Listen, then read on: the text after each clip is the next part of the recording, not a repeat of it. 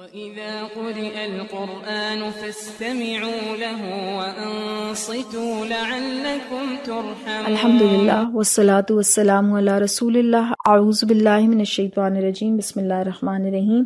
آج کی کلاس کا آغاز ہم سورۃ الحجر کے مضامین کے خلاصے سے کریں گے۔ اس کی 99 آیات ہیں اور غالباً یہ 11 یا 12 نبوی میں نازل ہوئی، جب نبی صلی اللہ علیہ وسلم پر مجنوں اور مسحور کرنے کے الزامات کا چرچا عام تھا اور مخالفت اپنی شدت پر تھی۔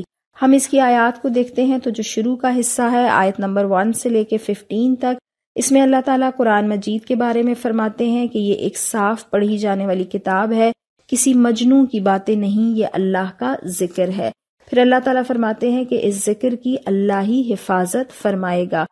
قرآن اور رسول صلی اللہ علیہ وسلم کا مذاق اڑانے والے بہت جلد پچھتائیں گے اور کہیں گے لَوْ كَانُوا مُسْلِمِينَ، کہ کاش ہم مسلمان ہو جاتے۔ انسان وقت گزرنے کے بعد پچھتاتا ہے اور یہ سب سے بڑا پچھتاوا ہے۔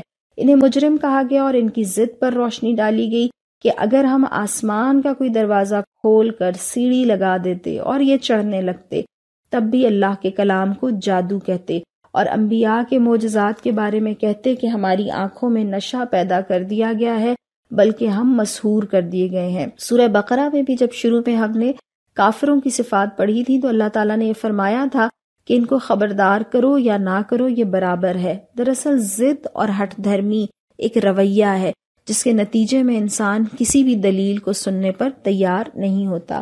پھر آیت نمبر 16 سے لے کر 25 تک میں اللہ تعالیٰ فرماتے ہیں کہ آسمانوں کو اللہ نے شیطان سے محفوظ کر دیا ہے، یہ شیاطین سن گن لینے کی کوشش کریں تو ایک روشن شعلہ ان کا پیچھا کرتا ہے، یعنی ایسے ساری جو تصورات ہیں کہ شیاطین شاید آسمانوں سے کوئی خبریں لا سکتے ہیں وہ غلط ہیں۔ آسمان اور زمین اور پہاڑوں کا پیدا کرنے والا اللہ ہی ہے۔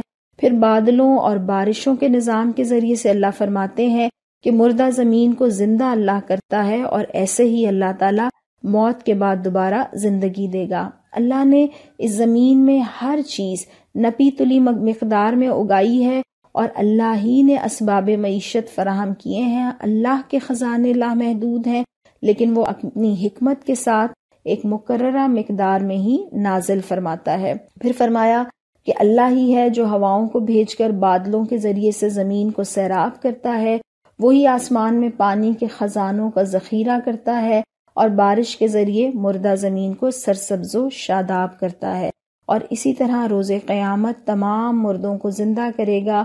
وہ علیم بھی ہے اور حکیم بھی ہے، اور قیامت کے دن اللہ کا عدل اور اللہ کا علم جو ہے وہ سب کو نظر آئے گا۔ آیت نمبر 26 سے لے کر آیت نمبر 50 تک میں اللہ فرماتے ہیں کہ انسانوں کو اور جنات دونوں کو آزادی اختیار عطا کی گئی ہے۔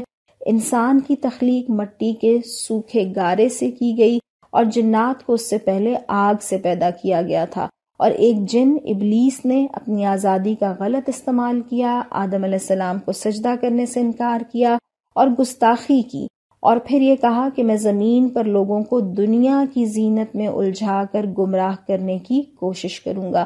اس کو مارک کر لیجئے گا کہ دنیا ہی اصل میں وہ چیز ہے جس میں شیطان ہمیں الجھا دیتا ہے اور اصل منزل یعنی آخرت کو ہماری نظروں سے اوجھل کر دیتا ہے۔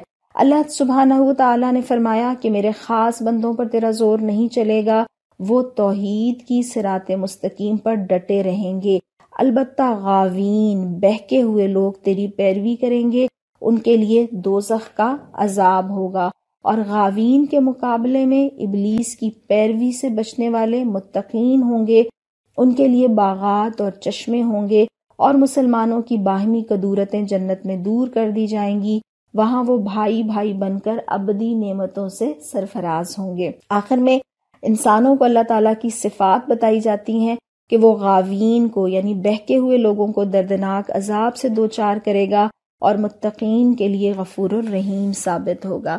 آیات 51 سے لے کے 84 تک میں جزا و سزا کے تاریخی دلائل بیان کیے گئے کہ تاریخ گواہ ہے کہ پہلے اصحاب الحجر یعنی قوم سمود، پھر قوم لوط اور پھر اصحاب الایکہ یعنی قوم شعیب کو ہلاک کیا گیا، اور مجرموں کو سزا دی گئی اور متقین کو بچا لیا گیا۔ سب سے پہلے بتایا گیا کہ جو فرشتے حضرت ابراہیم علیہ السلام کو بڑھاپے میں بیٹے کی بشارت دینے کے لیے آئے تھے، وہی فرشتے حضرت لوط علیہ السلام کی قوم کو ہلاک کرنے پر مامور تھے۔ ثابت کیا گیا کہ تاریخ میں جزا کا اور سزا دونوں کا سبق موجود ہے۔ اور جب حضرت ابراہیم علیہ السلام نے حیرت کا اظہار کیا کہ مجھے بڑھاپے میں اولاد کیسے ہو سکتی ہے، تو انہیں بتایا گیا کہ مایوسی کی ضرورت نہیں، صرف گمراہ لوگ ہی اپنے رب کی رحمت سے مایوس ہوا کرتے ہیں۔ ہمارا رب تو اتنی محبت کرنے والا ہے کہ اس کا در اور ہمیشہ ہمارے لیے کھلا ہوا ہے۔ آخر میں اللہ تعالیٰ یہ تبصرہ فرماتے ہیں کہ صاحب فراست لوگوں کے لیے اس واقعے میں، یعنی حضرت ابراہیم علیہ السلام کے لیے انعام اور قوم لوط کے لیے عذاب کے حوالے سے یہ درس موجود ہے کہ اللہ کا قانون سزا اور جزا بالکل صاف اور سامنے ہے۔ پھر اصحاب الایکہ کی ہلاکت کا قصہ ہے کہ حضرت شعیب علیہ السلام کی قوم جو ظالم تھی، اللہ تعالیٰ نے اس قوم کو تباہ کیا۔ ایکہ شہر تبوک کا قدیم نام ہے۔ اصحاب مدین اور اصحاب الایکہ، ان کا علاقہ قوم لوط کے علاقے کی طرح مکہ سے فلسطین جاتے ہوئے راستے میں پڑتا تھا۔ اصحاب الحجر کی ہلاکت کا قصہ ہے، یہ حضرت صالح علیہ السلام کی قوم تھی، انہیں قوم سمود بھی کہا جاتا ہے، اور ان کے متعلق یہ کہا گیا کہ انہوں نے پہاڑوں کو تراش کر یہ مکان بنایا کرتے تھے۔ قوم سمود نے پیغمبروں کو جھٹلایا، بے خوف اور مطمئن تھے جب ایک دھماکے نے انہیں آ لیا۔ پھر آیت نمبر 85 سے لے کر آیت نمبر 99 یعنی آخری حصے میں نبی کریم صلی اللہ علیہ وسلم کو الزام تراشی اور مذاق اڑائے جانے کے مشکل حالات میں تسلی دی گئی اور صبر کی ہدایت دے کر دعوت و تبلیغ کے آداب بیان کیے گئے۔ اللہ تعالیٰ فرماتے ہیں کہ مخالفین سے شریفانہ درگزر کرنا چاہیے، نمبر 1۔ پھر فرماتے ہیں اس متاع دنیا کی طرف آنکھ اٹھا کر بھی نہیں دیکھنا چاہیے جو ہم نے اور لوگوں کو عطا کی ہے۔ پھر مومنین کے ساتھ نرمی سے کام لینا چاہیے۔ اس کے بعد دعوت کا علل اعلان اظہار کرنا چاہیے، جس طرح اللہ تعالیٰ نے نبی صلی اللہ علیہ وسلم پر قرآن نازل کیا، اسی طرح بنی اسرائیل پر تورات کو نازل کیا تھا، لیکن یہودیوں نے تورات کے ٹکڑے کر دیے، کچھ حصے چھپاتے تھے اور کچھ ظاہر کرتے تھے۔ تو کسی بھی دباؤ یا کسی بھی خوف کی بنا پر قرآن کے کسی حصے کو چھپایا نہیں جا سکتا۔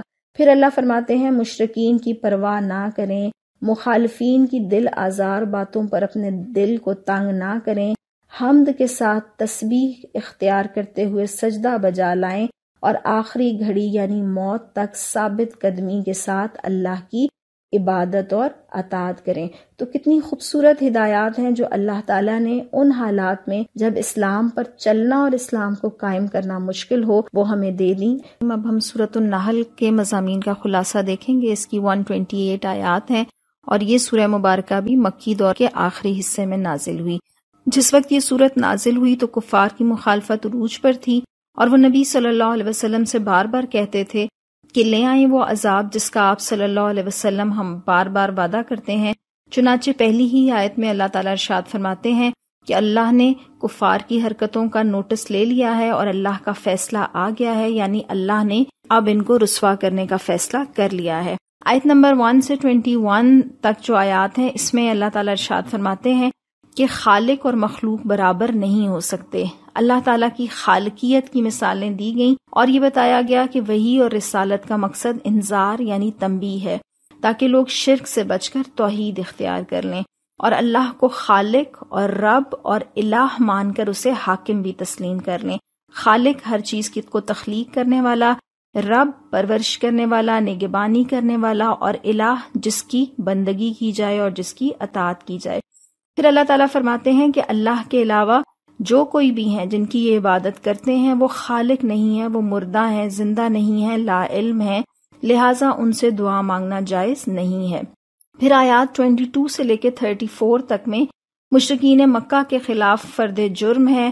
اللہ تعالیٰ فرماتے ہیں کہ مشرکین مکہ متکبر ہیں، آخرت کے منکر ہیں، آخرت کا مذاق اڑانے والے ہیں، اور اس کے برخلاف متقی اہل ایمان صحابہ کا کردار بھی بتایا گیا کہ جب ان سے پوچھا جاتا ہے کہ یہ کیا چیز ہے جو تمہارے رب کی طرف سے نازل ہوئی ہے تو وہ جواب میں یہ کہتے ہیں کہ بہترین چیز اتری ہے۔ اور اللہ تعالیٰ فرماتے ہیں کہ مشرکین مکہ منکرین آخرت اور متکبر ہیں اور اللہ متکبرین کو پسند نہیں کرتا۔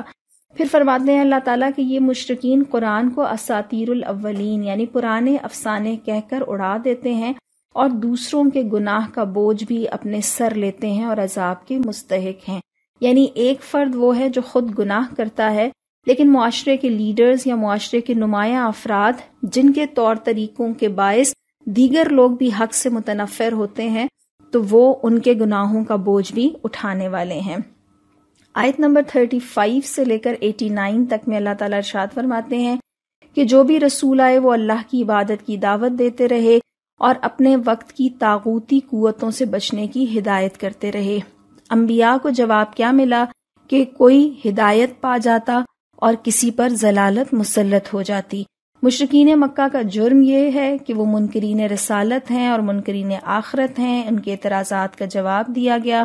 مظلوم اور صابر جو مسلمان ہیں ان کو بشارت دی گئی کہ دنیا ہی میں اللہ تعالیٰ ان کو اچھا ٹھکانہ دے گا. مفسرین کہتے ہیں کہ اس سے ایک اشارہ ہجرت مدینہ کی طرف بھی ملتا ہے.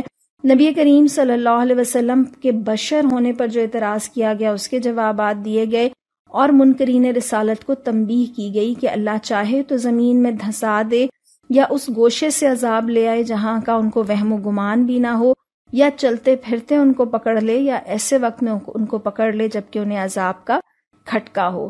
توحید کے مزید دلائل دیے گئے، آخرت کے دلائل دیے گئے، اور اسی میں مشرکین مکہ کے فرشتوں کو اللہ کی بیٹیاں قرار دینے کے عقیدے کا رد کیا گیا اور لڑکیوں کے قتل کے جرم پر غضب کا اظہار ہوا. اور اللہ تعالیٰ نے ارشاد فرمایا کہ یہ خود بیٹی ہونے پر خون کا گھونٹ پی جاتے ہیں اور اس کو باعث ذلت سمجھتے ہیں اور یہ سوچتے ہیں کہ اس کو لیے رہیں یا پھر اس کو مٹی میں دبا دیں. اس کے بعد توحید کے مزید دلائل ہیں، بہت سارے اور دلائل کے ساتھ اس میں دودھ کا ذکر ہے. اللہ تعالیٰ فرماتے ہیں کہ جانوروں کے جسم سے ہم خون اور گوبر کے درمیان میں سے تمہیں ایک صحت افزا مشروب پلاتے ہیں، اور کھجور اور انگور کے رس کا بھی ذکر ہے جسے انسان خود نشاور بھی بنا لیتے ہیں. پھر نحل کا ذکر ہے، یعنی کہ شہد کی مکھی، کہ وہ وحی کے مطابق کام کرتی ہے اور اس شہد میں لوگوں کے لیے شفا ہے. اور اگر اللہ کی دی ہوئی ان مثالوں پر ہم غور کریں تو ایک ایک مثال جانوروں کے جسم، جیسے گائے کا جسم ہے وہ دودھ کی ایک فیکٹری ہے جہاں سے ہمیں تازہ اور فرحت بخش دودھ مل رہا ہے. اسی طرح سے آپ شہد کی مکھی کے اوپر کبھی غور کر کے دیکھ لیں کہ کتنے سائنٹیفک انداز سے ایک ایسی چیز ملتی ہے جس میں انسانوں کے لیے اللہ نے شفا رکھی ہے. اور اگر انسان اللہ کو ماننا چاہے تو یہ نشانیاں اس کے لیے کافی ہیں. اس کے بعد اللہ تعالیٰ یہ بھی فرماتے ہیں کہ وہ اللہ ہی ہے جو تم کو پیدا کرتا ہے، پھر تم کو موت دیتا ہے، اور تم میں سے کوئی بدترین عمر کو پہنچا دیا جاتا ہے کہ سب کچھ جاننے کے بعد پھر کچھ نہ جانے.